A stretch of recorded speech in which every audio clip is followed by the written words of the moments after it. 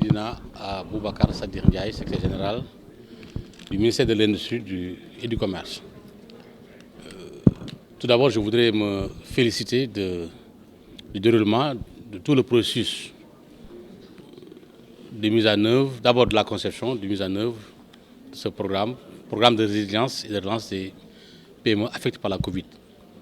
Par la Covid, parce qu'il y a eu la Covid qui était une pandémie, un choc brutal qui a impacté tous les pays à l'échelle mondiale, dont le Sénégal. Et le PDR était justement une solution qui avait été apportée par le gouvernement avec l'appui de l'Union européenne. Sur demande du gouvernement du Sénégal, à l'époque, l'Union européenne avait répondu favorablement pour venir en soutien aux entreprises qui étaient affectées par la Covid, en particulier les très petites entreprises, les petites et les moyennes entreprises. Vous avez suivi cette période difficile avec la disparition de beaucoup d'entreprises du fait de la contraction de l'économie mondiale. Les échanges étaient perturbés, les chaînes logistiques internationales étaient perturbées. Il y a eu beaucoup de difficultés. Donc, réduction des activités, baisse des activités, des contraintes de toutes sortes. On a vu des pays rehausser leurs barrières commerciales. Et tout ça faisait qu'il fallait apporter une réponse rapide. Voilà. Et la particularité du PDR, c'est que il vient en complément du PRES. Le PRES, c'était le programme de résilience et de relance économique sociale que le gouvernement à l'époque avait élaboré et mis en œuvre, mais qui bénéficiait principalement les entreprises qui avaient des chiffres d'affaires. Un chiffre d'affaires supérieur à 100 millions.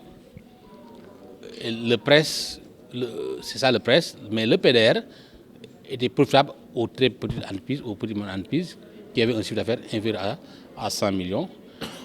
Si je ne m'abuse, c'est, je pense, 2 200 000 euros. Voilà, 2 200 euros.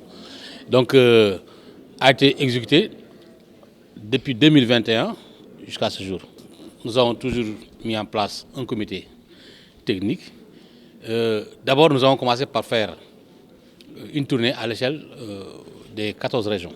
C'était pour les sensibiliser, les informer sur les conditions d'éligibilité. Nous avons mis à l'époque une plateforme pour leur permettre de remplir un formulaire et de l'envoyer directement au niveau de l'ONUDI. Même pas au niveau du ministère, mais au niveau de l'ONUDI. Et c'est le comité qui travaillait. Donc on avait reçu, si je m'abuse, plus de 2000 demandes. 2000 demandes. Et c'est le comité qui a sélectionné sur la base des critères que nous-mêmes, à l'époque, nous avons prédéfinis. Nous avons déjà réussi, en relation avec l'ONUDI, donc d'élaborer un programme pour continuer cet exercice, cette expérience extrêmement profitable aux entreprises, aux PME en particulier, pour sa pérennisation. Là, nous sommes en train de réfléchir et d'échanger avec l'Union européenne pour voir comment donc financer ce programme.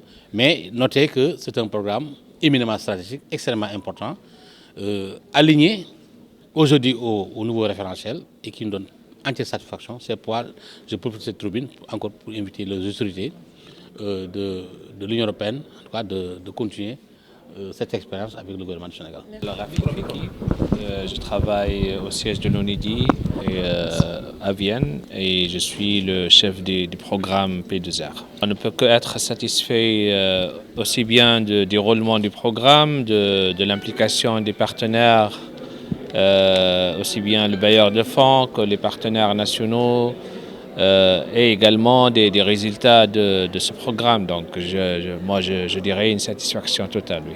Je crois que le besoin est là. Les entreprises ont exprimé, nous avons fait une enquête auprès des entreprises. Si je me rappelle bien, 99,1% des entreprises enquêtées ont exprimé le besoin d'une continuité en termes d'appui. Donc on travaille dessus, on est en consultation avec le gouvernement et avec des partenaires potentiels pour continuer, espérant que tous les partenaires qui étaient dans la mise en place de ce programme pourront venir ensemble pour assurer le suivi de ce projet. Nous, l'Organisation des Nations Unies pour le développement industriel, c'est notre mandat d'assurer le développement d'une industrie durable et inclusive pour nos États membres. Donc, pour le projet, ce n'est pas un projet de l'ONIDI, ça on n'arrête pas de le rappeler, c'est un projet du gouvernement du Sénégal. L'ONIDI vient pour appuyer la mise en œuvre de ce projet.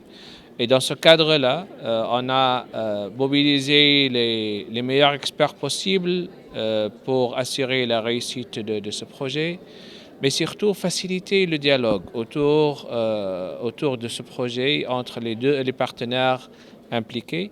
Donc, il y avait un rôle de facilitation, il y avait un rôle d'expertise. Comme monsieur le secrétaire général l'a rappelé, le projet a été mis en œuvre dans un contexte particulier, la pandémie. Donc, comment tirer profit des expériences qui ont été mises en place partout dans le monde pour tirer les leçons et assurer une approche flexible, rapide, qui tient en considération des besoins prioritaires et spécifiques de cette catégorie d'entreprises très fragiles. Donc tout cela nous a permis, grâce surtout également aux partenaires nationaux, de venir ensemble et de proposer une approche efficace. Il y a des entreprises qui n'ont jamais utilisé les réseaux sociaux pour promouvoir leurs produits. Maintenant, ils sont des exportateurs de ces produits grâce à ce que nous appelons le marketing digital. Il y avait une certaine rationalisation, par exemple, des coûts d'énergie, des coûts de production, une meilleure utilisation des ressources. La problématique de l'emballage était une problématique assez intéressante, surtout pour les entreprises pour la valorisation des produits locaux. Une des actions intéressantes que le projet a mis en place, c'était une unité de fabrication de bouteilles qui couvre maintenant 5 régions, et ce sont des régions décalées qui faisaient avant tout le transport de Ziguinchor, par exemple, pour venir s'approvisionner en bouteilles en Côte d'Ivoire. Grâce à cette unité, ce problème ne se pose plus. Donc il y avait